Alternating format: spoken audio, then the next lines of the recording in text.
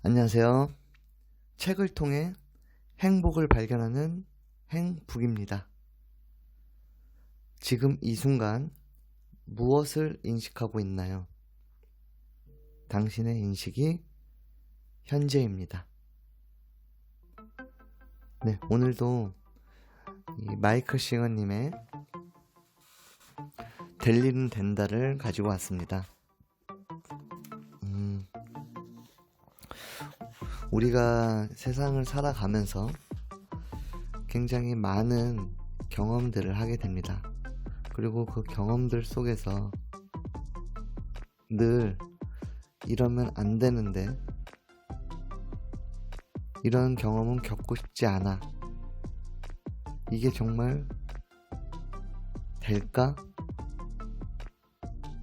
이런 식의 감정들을 느끼는 그런 경험들도 항상 하게 되는데요. 마음 공부를 하면서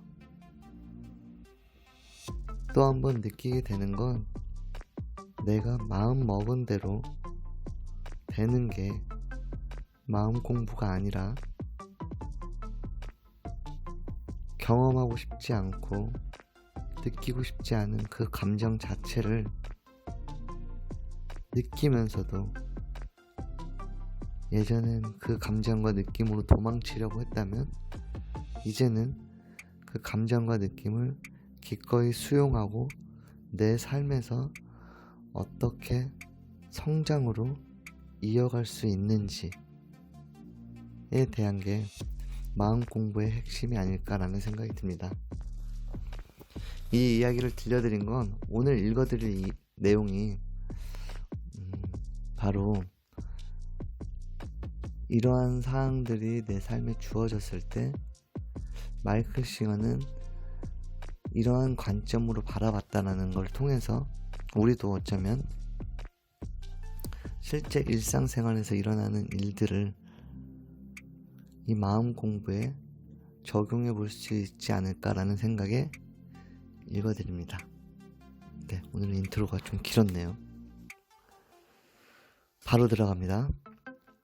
라다와 내가 놀스 보안관보의 차고 공사를 끝낸 지 채 1년도 지나지 않았을 때다. 빌트 위드 러브는 작업 전담팀이 2개로 늘어날 정도로 성장했고, 라다는 정식 직원으로서 사무실 관리와 회계를 담당했다. 우리는 점점 더 많은 일을 맡게 되었고, 일의 규모도 점점 더 커졌다. 우리 매장 일을 끝낸 직후인 1977년 9월, 오고야 말 일이 드디어 일어났다. 한 젊은 부부가 집을 지어달라고 의뢰한 것이다. 그때까지 빌트 위드 러브는 리모델링 일을 주로 했고, 공사에 필요한 비용은 언제나 집주인이 조달했다. 그러나 집을 지으려면 회사가 은행에서 공사비 대출을 받아야 했다. 문제는 나에게 내 이름으로 된 자산이 없었다는 점이다. 모든 것을 사원 앞으로 넘겼기 때문이다. 빌트 위드 러브에서는 발생하는 수익 역시 전부 사원으로 기부되고 있었다. 그러니 회사나 나나 첫 번째 공사비 대출에 필요한 대차 대조표가 없었다. 나는 우리가 집을 지을 운명이라면 어떻게든 되겠지 라는 마음으로 일을 진행했다. 이 부분에서 우리가 착각할 수도 있는 건, 집을 지을 운명이라면 어떻게든 되겠지 라는 이 대목은 그저 아무런 노력도 하지 않는다라는 그런 뜻이 아니고, 도망친다라는 뜻이 아닌데, 우리는 이 대목을 보고 그런 감정이 왔을 때 어떻게든 되겠지라는 그 문구로 사실 그 감정을 외면하려는 수단으로 이용하는 경우가 많이 있기 때문에, 마이클 싱어는 그동안 수십 년간 여러 차례 이렇게 내맡김 훈련을 통해서 얻어진 거라서, 이 어떻게든 되겠지라는 문구는 회피하는 용도가 아니고 내려놓는 그런 용도라고 볼 수 있습니다. 이어가겠습니다. 나는 예전에 했던 공사의 주인들로부터 추천서도 받고 9개월간의 재무 상태표를 합쳐서 빌트 위드 러브의 포트폴리오도 만들었다.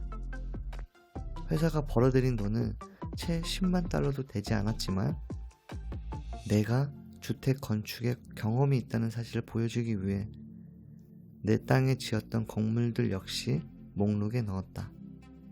그리고 이 대출 신청서와 포트폴리오를 수많은 은행에 뿌렸다. 이후 면접날이 되어 은행을 방문했을 때 나는 차례차례 거절당했다. 이유는 간단했다.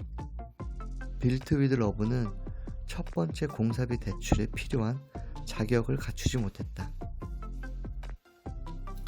포기하기 전에 나는 삶과 게임을 했다. 나는 딱 한 은행만 더 가보고 그래도 안 되면 주택 건축이 우리 일이 아니라고 생각하기로 마음먹은 것이다. 게인즈빌 시내에 있는 큰 은행의 로비였다고 기억한다. 대출 담당자를 만나기 위해 오랜 시간을 기다리고 있었지만 내 차례는 오지 않고 다른 사람들만 자꾸 사무실로 들어갔다. 적이 낙심한 것은 사실이었지만 나는 기다리는 동안 목소리가 그 상황에 대해 하는 말들을 내려놓는 데에만 계속 집중했다. 그때 내가 한 가지 깨달은 것이 있다. 사업을 하면서 마주치는 상황은 숲에서 혼자 살 때의 경험과는 현저히 다르다는 사실을 말이다. 나는 그것이 나의 영적 성장에 매우 도움이 된다고 생각했다. 나는 내 정신의 각기 다른 부분이 자극되는 것을 지켜보면서 그것들을 내려놓을 수 있었다. 그 결과 거절당할 것이 뻔한 대출 상담을 기다리면서도 그 시간을 목소리가 하는 말을 내려놓는 기회로 삼을 수 있을 만큼 내 의식은 나도 모르는 사이에 매우 명료해졌다. 내가 삶의 자신을 내맡기는 이유가 나를 없애기 위한 것이라면 그 일은 상당히 잘 진행되고 있었다. 네, 이 부분을 읽어보면 우리는 어떠한 공경에 처한 상황 혹은 두려움에 떨게 만드는 상황 혹은 내가 원치 않은 그 모든 상황들을 만나게 되면 이렇게 내 생각과 정신은 예상하지 못했던 다른 부분이 자극되는 걸 알 수 있습니다. 제가 약 1년간 사회의 모든 관계들을 끊고 명상하고 혼자만의 시간들을 보내고 나서 1년 후가 돼서 지인들을 다시 만나고 친구들을 만났을 때 느꼈던 건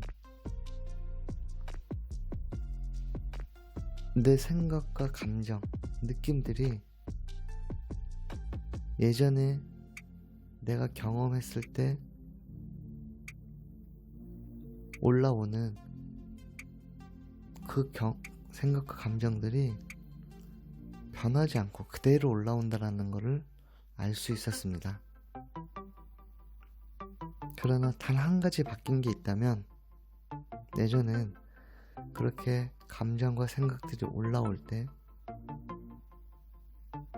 거기에 온전히 푹 빠져 있었다면 지금은 올라오면서도 그 올라온다라는 걸 인지하고 있다라는 것입니다.